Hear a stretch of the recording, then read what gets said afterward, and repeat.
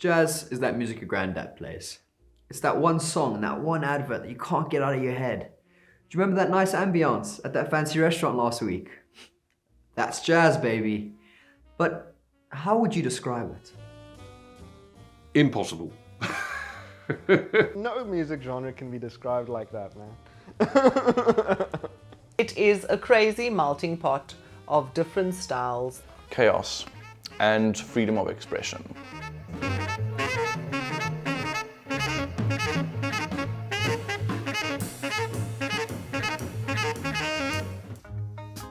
Jazz started as a very niche music from Black America, and over the years it's taken various other cultures and various other musics and added it to itself.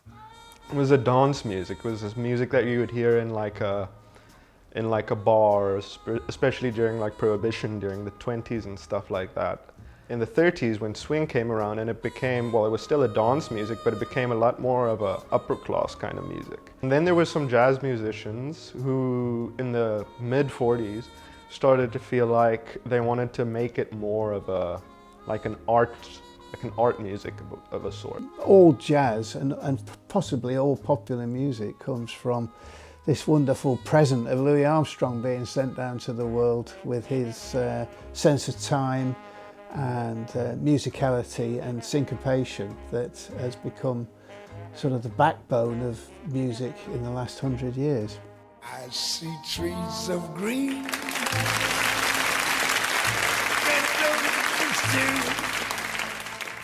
I see them blue. As the swing era ended and it stopped being as popular and rock and roll came in, and then jazz found its niche kind of more in the underground scene. Since then it's just diverged in so many ways that if you say jazz, you almost don't know what you're going to get. I think it's evolved into a real important form of music over the years, probably the most important art form of the 20th century in my opinion. I was curious to find out how popular jazz is today, so I head to the streets of Southampton to ask the age-old question, do you like jazz? Do you like jazz? I don't really listen to jazz now. It's alright, not my normal type of music. Not really. I've never listened to it actually.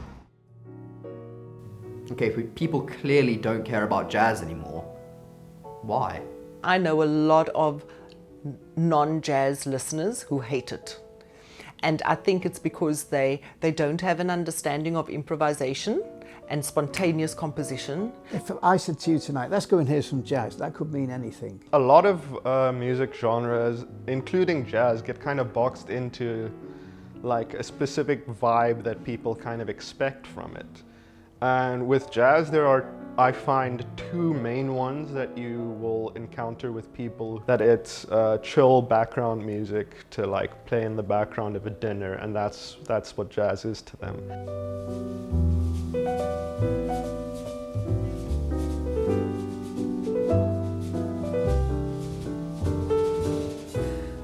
And others would think, as you said, it's an extremely complicated thing that's like very difficult to get into.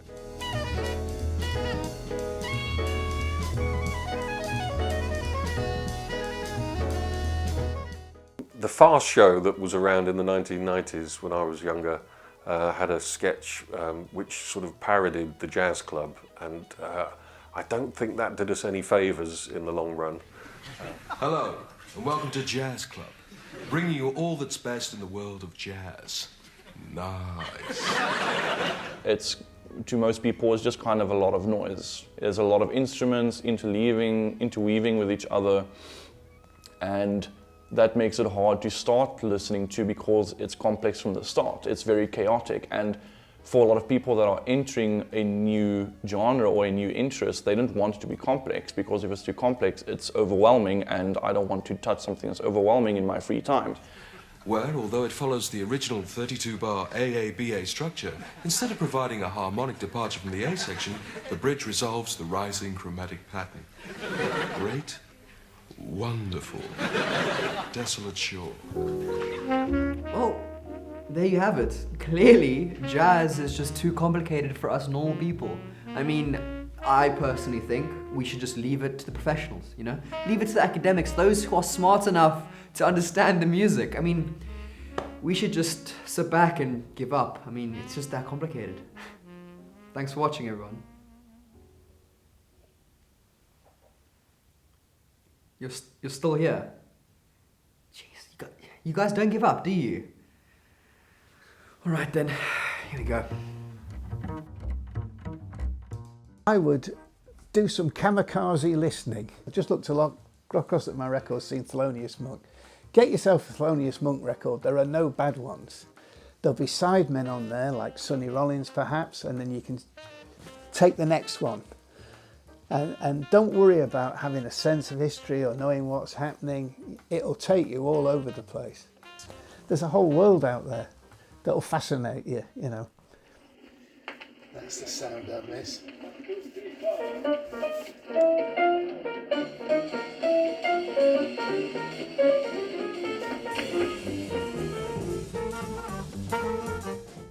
A very important aspect of jazz is improvisation. Now, if you can understand improvisation, you can truly unlock jazz. No, I couldn't say it with a straight face. There is so much more to jazz than just improvisation, but let's see what they have to say. Well, when you're improvising, it's like a conversation between you and the other people that are playing at the time, often like a rhythm section, piano, bass and drums, or guitar, bass and drums, or some combination. And what's happening is, although you're doing an improvised solo and they're in effect accompanying, it's much more of an equal relationship, and you're constantly listening to things that they're interjecting. Even the drums can give you a nice rhythmic interjection to bounce off of. So it's like having a conversation, brainstorming in effect. And what hopefully comes out, as it does when you brainstorm, is something bigger than the parts involved. You can listen, like two different bands will play the same song or the same standard as we call it, and it will be an entirely different experience to the listener because they improvise throughout it, and it has the same chords maybe, but and the same main melody at the start and at the end, and the same structure, but the improvisation makes it different every time.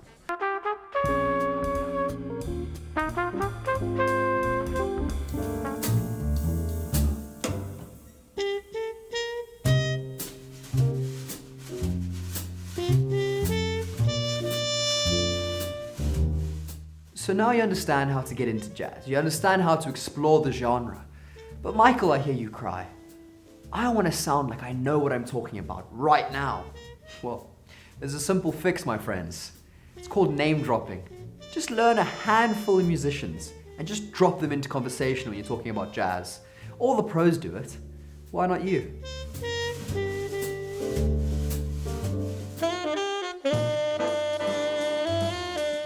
Jazz musicians love to name drop because we're all so connected to the people who influenced us.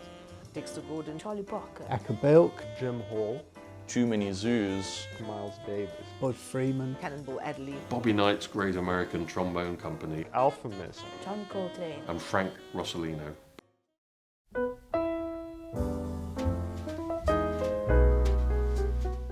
So there you have it, folks.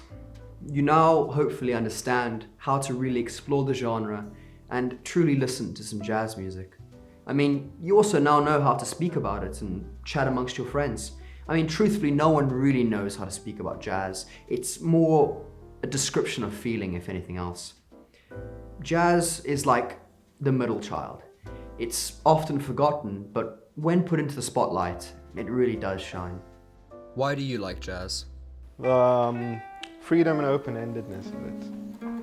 I love the beat, the feel, the freedom of improvisation, the communal feeling of playing in ensembles.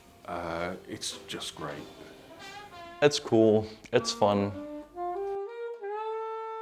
It makes me feel really good and gives me the freedom to improvise. The way it makes me feel and the sense of belonging to it. What really I love about it is the time feel. Jazz is fun, and yes, it requires a keen ear and a keen interest in the genre, but I hope that through this exploration, you found that. Now, if you feel like this documentary is good for one of your friends or someone you know, please share it with them.